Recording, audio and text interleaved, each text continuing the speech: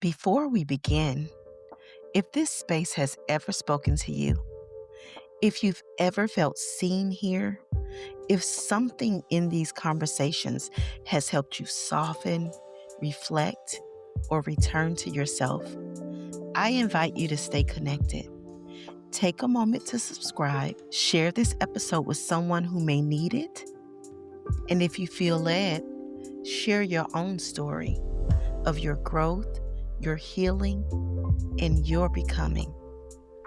Because there is something deeply powerful about realizing we are not alone in this. Now, let me ask you something. When was the last time you felt something and didn't rush past it? When was the last time you allowed yourself to sit with a feeling without trying to fix it, without trying to explain it away, or without trying to make it go away?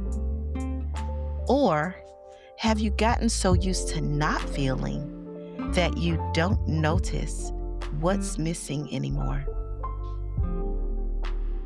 Have you ever realized you were living your life, but not actually in it?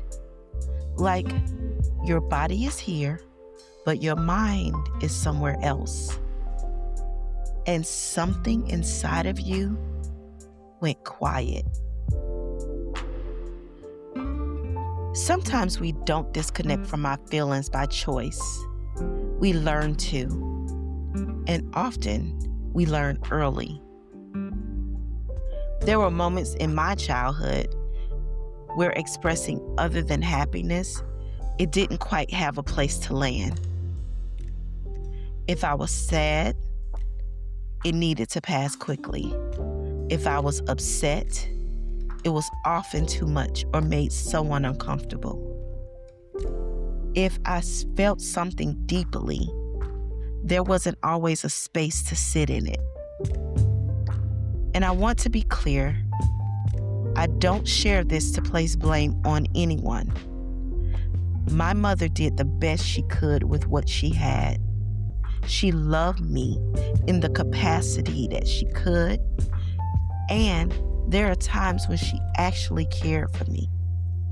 But as a child, I didn't understand capacity. I didn't understand stress or responsibility or what she may have been carrying. I only stood her responses. And in those responses, I began to make meaning. I learned that some emotions were acceptable and others weren't. I learned that being easy, being good, being uncomplicated was safer for me. So I adjusted. I quieted myself and held things in. And I pushed past what I felt, so I wouldn't create discomfort for anyone else. And slowly, without realizing it, my dandelion began to close. As we grow, that lesson is reinforced by family, by school, by friends, even by society. If you're sad, you should move on.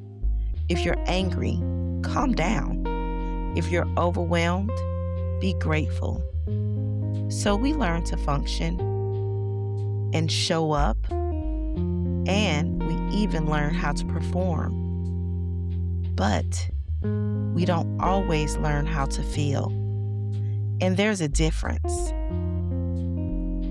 You can be productive, responsible, reliable, and still completely disconnected from your emotional world. A dandelion doesn't stay open all the time. When the light fades outside, it closes. Not because something is wrong with it, but because it responds to its environment. And when it's closed, nothing can reach it. No pollen, no exchange, no interaction. but most importantly, no growth. It's protected, but it's also paused. And maybe that's what happens to us. When life feels overwhelming, when emotions feel too heavy, when it doesn't feel safe to be open, we close.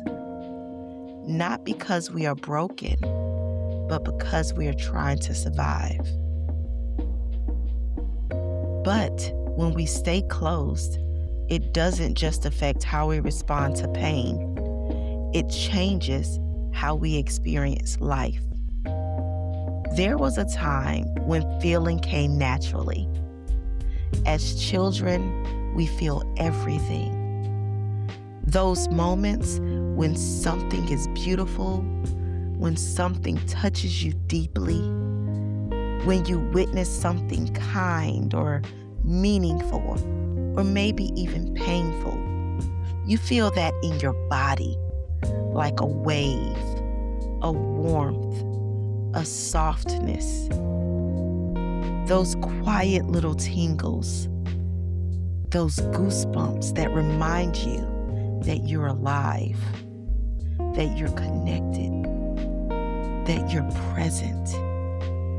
But when the heart begins to carry more than it knows how to release, when sadness is held in, when anger is suppressed, when confusion has nowhere to go, that same place begins to shift.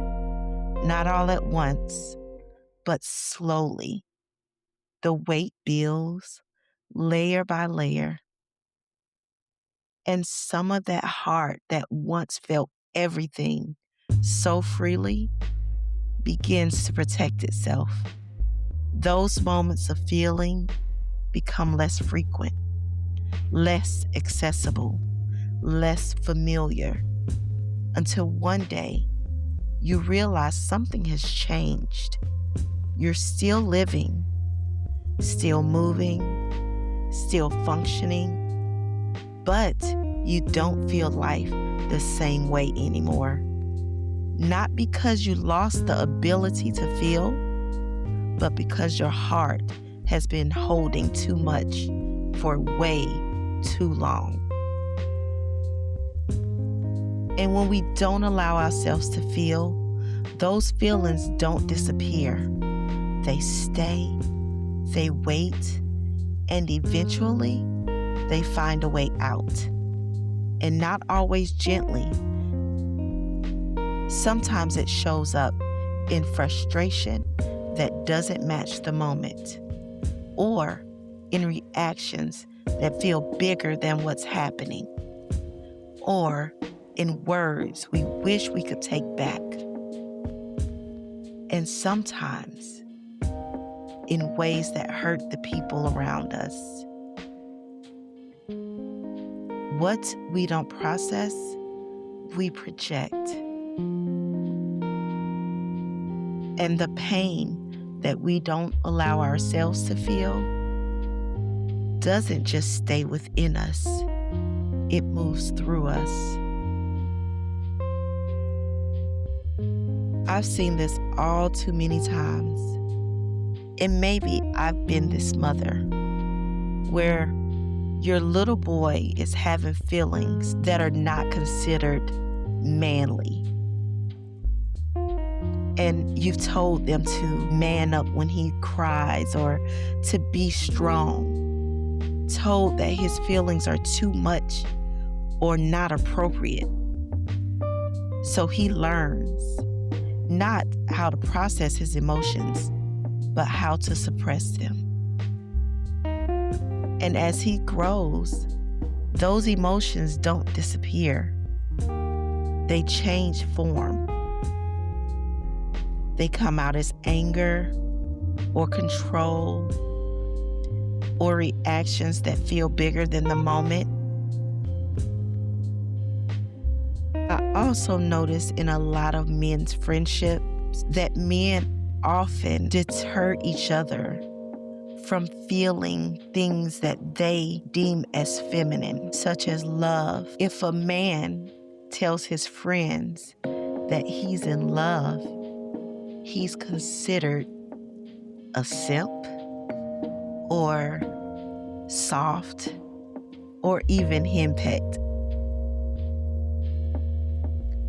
And the only acceptable emotion for adult men to feel is anger or control. So this little boy that has grown up to stifle his feelings, and this man who has been encouraged not to share feelings that are considered feminine, he begins to carry so much because he was never taught to release it. And then we label these babies or these men as aggressive, but often it's unprocessed pain. And the same message follows us into our relationship with God. We're told, you can't be angry with God. You shouldn't question him. Or you need to come to him the right way. You need to have the right heart posture. So we filter ourselves. We soften our words. We hide our frustrations. And we silence our questions. We present a version of ourselves that sounds acceptable instead of being honest. But if we're honest, he already knows. Some of the most powerful prayers in Scripture didn't come from peace. They came from pain, from anguish, desperation, or moments when a person praying didn't have any answers, just honesty. If you've ever read Psalms, you'll notice something about David. He didn't come to God perfectly. He came to him real. In Psalm chapter 13, verses 1 and 2, David asked God, "How long, Lord? Will you forget me forever?" In Psalm chapter 142, verse 2, David exclaimed, "I pour out before him my complaint."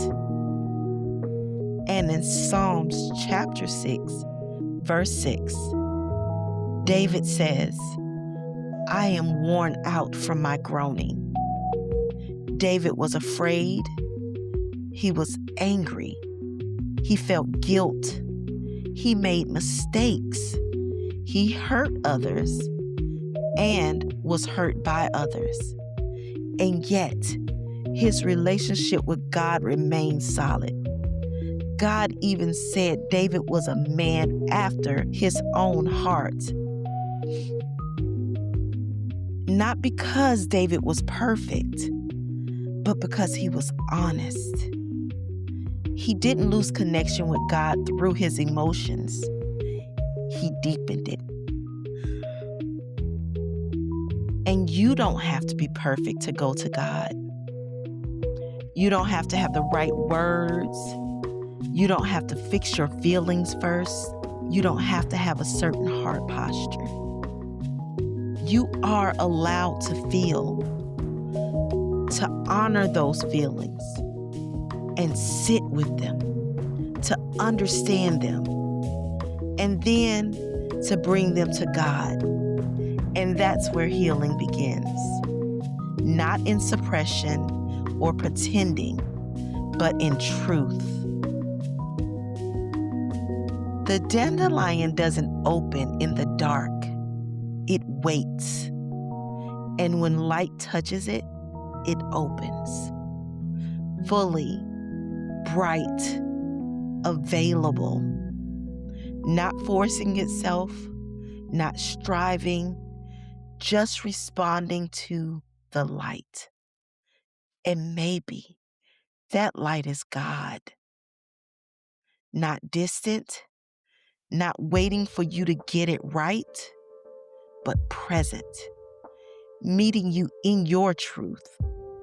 And when you allow yourself to be seen there, you begin to open again.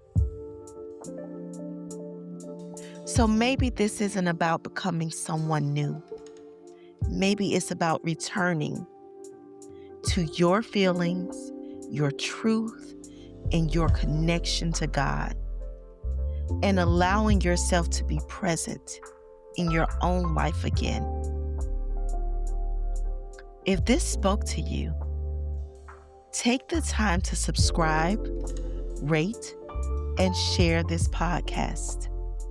And if you feel led, share your story, your healing, your growth, your becoming. Because your story may be the very thing that someone else needs to hear. Until next time, keep growing. And remember, search for the peace and the peace of the Lord within you. I'm Imana, and this is the Dandelion Chronicles.